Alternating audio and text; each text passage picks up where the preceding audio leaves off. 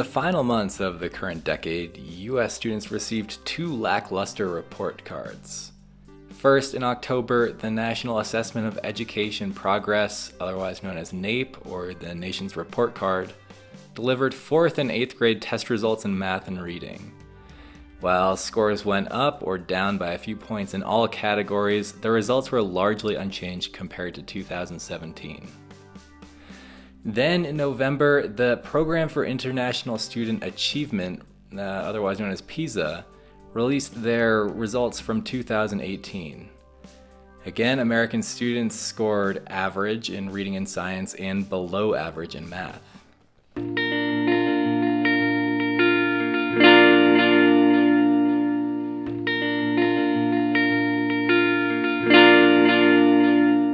Hi, my name is Henry Kronk for eLearning Inside. This is EdTechnically. This episode, we're going to look back on the decade of the 2010s as one in which student achievement in the US, by some measures at least, remained largely unchanged or even declined. We're also going to look at how EdTech played a factor in this, which also saw a huge amount of investment and integration into American classrooms. So the results of these test scores led many stakeholders to issue a familiar refrain. The New York Times headline read, quote, "It just isn't working. PISA test scores cast doubt on U.S. education efforts," end quote.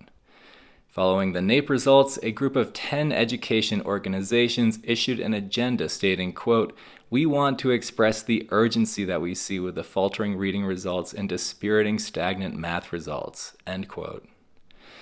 Previously, in March of this year, at an education policy conference, Secretary of Education Betsy DeVos said, quote, "Over the past 40 years, federal taxpayer spending on education has increased about 180%, amounting to over $1.2 trillion cumulatively. And yet we're still 24th in reading, 25th in science, and 40th in math when compared to the rest of the world. Doing the same thing, and more of it, won't bring about new results," end quote. In other words, many comments ranged from "what we're doing isn't working" to "spending more on education won't deliver better results." Some have voiced similar concerns about EdTech. Bloomberg ran an editorial in September arguing that, quote, "Classroom technology doesn't make the grade. Schools are spending billions on digital tools. Students have little to show for it." In March, Forbes' Derek Newton mused, quote, "What if online education simply doesn't work?" end quote. And true, one might say that online education, MOOCs, online courses, etc., is distinct from EdTech, but there is certainly overlap. Relating the use of EdTech in American classrooms and student achievement certainly does not afford for many concrete conclusions, if any at all. But they're related, and one could say that the 2010s were characterized by massive deployment of EdTech into primary and secondary schools, along with the lackluster scores. Americans have invested and spent huge sums to deploy EdTech in classrooms. EdTech developers raised a collective $1.45 billion in 2018 alone. That was a record year at the time. It's looking like 2019 is going to break that record again. In the same piece quoted above, Bloomberg valued the American and European EdTech market at over $100 billion. So, after such a history of average and more or less unchanging test scores, and huge investment of EdTech and deployment in classrooms, are these claims true? Have these taxpayer dollars and otherwise spent on public education and EdTech been spent in vain? No one, of course, has been able to definitively and convincingly answer in the affirmative or negative. But there are several points to raise that compromise the conclusion that American public education and/or the impacts of EdTech are hopelessly mediocre. We've got 3 points below. The first of them is that inequality is growing in U.S. schools. So American students have not been as consistent as the basic NAEP test scores indicate. Inequality has grown significantly at schools in terms of academic achievement and far outstrips that witnessed in other countries. The PISA results, for example, for low-performing students remains the same as what it was 30 years ago. American educators have managed to raise the bar for the top and middle portion of their classes, but can't shake the lowest common denominator. And the average of that spread delivers the results that we have. Again, average or slightly below average. Furthermore, common wisdom indicates that some schools, like certain charters, those in wealthier districts, or specially designated magnets, manage to educate their learners better. They've got better funding, draw more inspired educators, or maybe they just have some special mojo coming out of the water fountains. But the PISA test scores firmly disprove this idea. As the Heshinger report's Jill Barzy writes, quote, "The vast majority of education inequality in America is inside each school, according to PISA test score reports. Statisticians mathematically teased out inequality between schools versus within each school and found that in the US, only 20% of the variation in student performance is between schools. The remaining 80% is inside each school." In other words, the academic achievement spreads from the lowest to the top performers, those are most radical within schools compared to between them. Now, Jill Barzy got in touch with a couple of experts and explains this phenomenon in far more depth in her weekly column, Proof Points. To be sure, income inequality is also growing outside of schools. This year it reached a record high since the Census Bureau began tracking it.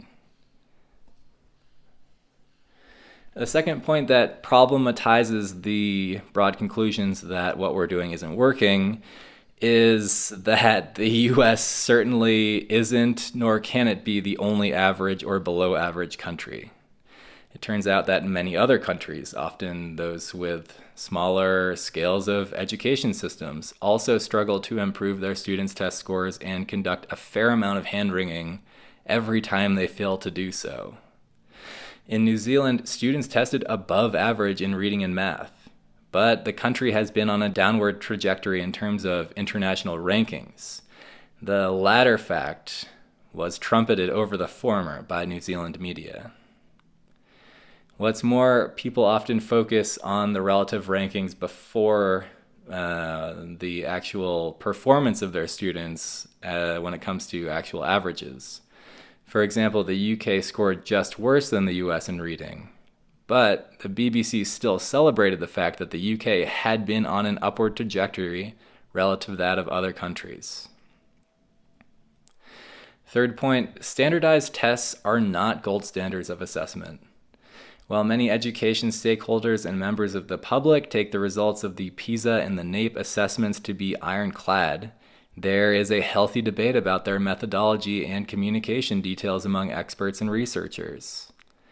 A 2016 methodological critique of PISA found that the test exhibited, quote, "an inconsistent rationale, opaque sampling, unstable evaluative design, measuring instruments of questionable validity, opportunistic use of scores transformed by standardization, reverential confidence in statistical significance, and absence of substantively significant statistics centered on the magnitude of effects, a problematic presentation of findings and questionable implications drawn from the findings for educational norms and practice," end quote. Sorry about that laundry list, but I mean, it's extensive. What's more, many have taken issue with the communication employed by NAEP. What, for example, does proficiency actually mean? The Brookings Institute's Tom Lovelace described the common misconception that the term proficiency indicates performing at grade level. He writes, quote, "Proficient on NAEP means competency over challenging subject matter. This is not the same thing as being on grade level, which refers to performance on local curriculum and standards. NAEP is a general assessment of knowledge and skills in a particular subject. Equating NAEP proficiency with grade level is bogus. Indeed, the validity of the achievement levels themselves is questionable. They immediately came under fire in reviews by the U.S. Government Accountability Office, the National Academy of Sciences, and the National Academy of Education. And Levelist provides some hyperlinks there. Still going, the National Academy of Sciences report was particularly scathing, labeling NAEP's achievement levels as quote-unquote fundamentally flawed, end quote. To conclude, many members of the public make it seem like statements regarding the failure of EdTech and education policy are fact and not opinion. In many cases, these discussions require more nuance and understanding. Sounding the alarm isn't necessarily the most appropriate response. There's no doubt that American public education and its use of EdTech have a great deal of room for growth. Some students in some districts in some schools, many in fact, are failed by the institutions that should be serving them on a daily basis. But for others, also many, the current situation is working. Especially as highlighted by Jill Barzi's column, certain groups of students are showing strong growth. It might be more productive for the public to seek ways to grow this progress to everyone, and not to demonize the teachers, administrators, EdTech developers, and policymakers that have delivered the results in the first place.